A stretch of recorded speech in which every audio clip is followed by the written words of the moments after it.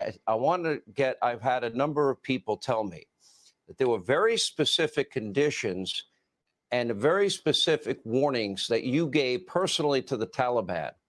Joe Biden is trying to blame you. I want first to give you an opportunity to respond to that, your assessment of what's going on, and what was that conversation to the extent you feel you're able to share it with us. Well, it's good to be with you, Sean, but it's a terrible time for our country. I don't think in all of the years our country has ever been so humiliated. I don't know, would you call it a military defeat or a psychological defeat? There's never been anything like what's happened here. It's you can go back to Jimmy Carter with the hostages. We all thought that was a great embarrassment, and we were pulled out of that by Ronald Reagan. This is many, many times worse, and you're dealing with thousands and thousands of Americans and others that are stranded and very dangerously, really stranded in Afghanistan. So it's a thing that you can't even believe that a thing this. Look at that big monster cargo plane yesterday with people grabbing the side and trying to get flown out of Afghanistan because of their fear, their incredible fear, and they're blowing off the plane from 2,000 feet up in the air. It's nobody's ever seen anything like that. That blows the helicopters in Vietnam away. That's not even a contest. This has been the most humiliating period of time I've ever seen. Yeah, we had a great deal. We worked on it very hard. Mike Pompeo, a brilliant guy, and many others worked on it endlessly. Meetings with the Taliban. Of course, you have to meet with the Taliban. They're the ones that you're negotiating with. I spoke on numerous occasions to the head of the Taliban, and we had a very strong conversation. I told him up front, I said, look, before we start, let me just tell you right now that if anything bad happens to Americans or anybody else, or if you ever come over to our land, we will hit you with a force that no country has ever been hit with before, a force so great that you won't even believe it. And your village, and we know where it is, and I named it, will be the first one. Mr. The first President, I want to interrupt. Dropped right there. You said this to who? Yeah. Who did you said to that to who? To Mullah Baradar, who is probably the top person. Now, nobody really knows who the top person is, but I would say that's probably the top person. And it seems to be that's the way it's rolling right now. But I had a very strong conversation. I also had a good conversation with him. We talked for a while after that. That was the primary point I was making, and he understood it. And I asked him, do you understand? He said, yes, I do understand. And I wanted them to get a deal done with the Afghan government. Now, I never had a lot of confidence, frankly, in Ghani. I said that openly and plainly. I thought he was a total crook. I thought he got away with murder. He spent all his time whining and dining our senators. I mean, the senators were in his pocket. That was one of the problems that we had, but I never liked him. And I guess based on his escape with cash, I don't know, maybe that's a true story. I would suspect it is. All you have to do is look at his lifestyle, study his houses where he lives. He got away with murder in many different ways. But I had a very, very strong talk with the Taliban, which I consider to be much more important in this sense because they were the problem. And they'd been there for a long time, and they're good fighters, and they fight hard. And after I said that, we had a pretty good conversation. Now, I have to tell you that if you remember when they were coming to Washington to meet with me, they decided to kill an American soldier because they thought that was a good way to negotiate. And I canceled the trip. And we had a conditions-based agreement. And if you remember, it said May 1st, we want to get out because we have to get out. I've listened to people on your show and other shows say we should stay.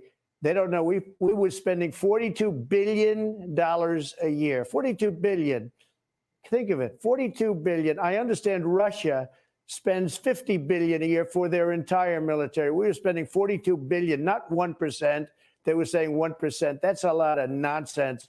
We're spending $42 billion a year on defending this for years and years. We've been there really now, not 20 years, but 21 and a half years. And we get nothing out of any of these things that we do, whether it's them or many other countries I could tell you about. I'm not going to insult anybody right now.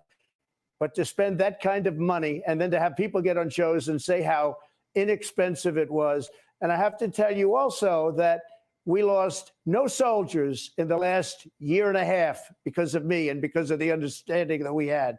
We lost no, think of that. In Chicago and in New York and in other cities in the United States, many people die every weekend.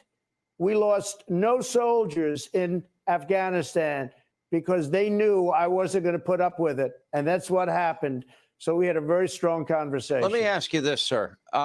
You know, it's interesting to listen to Joe Biden blame you. I inherited this deal, he kept saying, but he also inherited secure borders, and he also inherited energy independence, and he also inherited 3 vaccines and therapeutics like Regeneron. And we now see what's been unfolding, and he didn't have inflation at the time. I want to go back. I want to be very clear here, because Secretary of State Pompeo on this program said exactly what you did. There will be an exit strategy that didn't include the current conditions on the ground. And I have multiple sources, and you're confirming tonight that it sounds to me like you told the Taliban that if they violated any aspect of this agreement with territorial ambitions, we learned last week that 60% of the country was in their control. And you told them in no uncertain terms, it sounds to me like you would basically treat them like you took care of the caliphate in Syria, ISIS. Well, we did. We got rid of the caliphate. Everyone said it was impossible, and I did it very quickly. And I let the generals make the decisions. The generals, the real generals, the ones that were over there doing the fighting, the ones that knew how to do it. Because we have a lot of generals that shouldn't be generals right now, frankly. And I'm watching them all the time. But we have some great ones. We have great leaders in our military. We have the greatest military in the world. And we're giving it a very bad reputation. What's happening? Think of it. We took this horrible place. I mean, a place that just we shouldn't have been involved. It was a horrible decision going into the Middle East. And I know the Bush family will not be happy, but I believe it was the worst decision in the history of our country when we decided to go into the Middle East. It's turned out to be quicksand. We've destroyed the Middle East. Do you think it's better now than it was 20, 21 years ago? It's much worse. It was a horrible decision. It cost us trillions of dollars. And if you look at both sides, because I like to look at both sides, millions and millions of lives. And it's no different than it was. It's much worse because you have to rebuild it. It's been blown to pieces. The worst decision ever made was going, you can do a strike as retribution, and it could be a big strike as retribution for the World Trade Center, et cetera. But to get stuck in there was like quicksand. So we did a terrible thing. But think of what's happening now. I've heard as many as 40,000 Americans, and the Taliban, good fighters. I will tell you, they're good fighters. We have to give them credit for that. They've been fighting for 1,000 years. That's what they do, is they fight. The Taliban has circled the airport, and who knows if they're going to treat us right. You know, all of a sudden they'll say, well, frankly, if they were smart, they'd really, and they are smart, they should let the Americans out. But we've had situations where you have 2 or 3 or 4 hostages.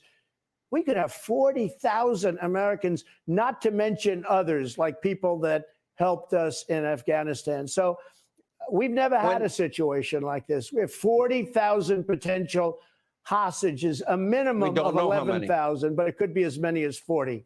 No, they have no idea how many. Nobody knows how many. They don't know anything.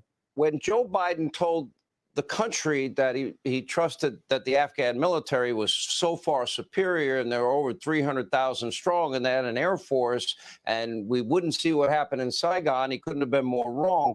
But let me go back to the words you used to the Taliban leader, because we knew last week that 60% of the country had already been taken over by the Taliban. And there was no sense of urgency. To me, under your plan, if they had taken over 5%, not 60 like they had last, 5% that was not in your agreement, what would have happened to them? We would have hit them very hard.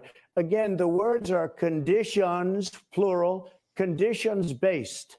It was an agreement where actually we wanted to get out by May 1st, and they violated the agreement. So we didn't. It's a great agreement from a lot of different standpoints.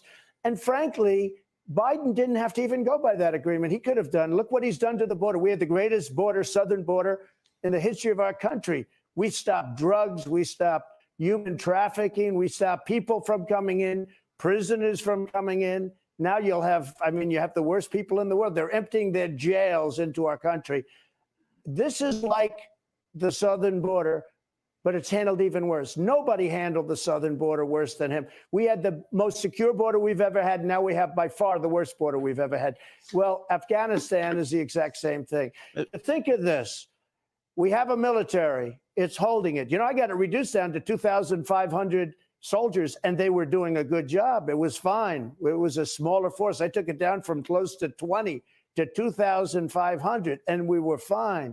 But we have the military there, and we take the military out before we took our civilians out and before we took the interpreters and other. We want to try and help. But by the way, I'm America first, okay? The Americans come out first. But we're also going to help people that helped us. And we have to be very careful with the vetting because you have some rough people in there, but we're going to help those people. But can you imagine? Now, what we were going to do just very quickly is we were going to take the military out last, okay, last.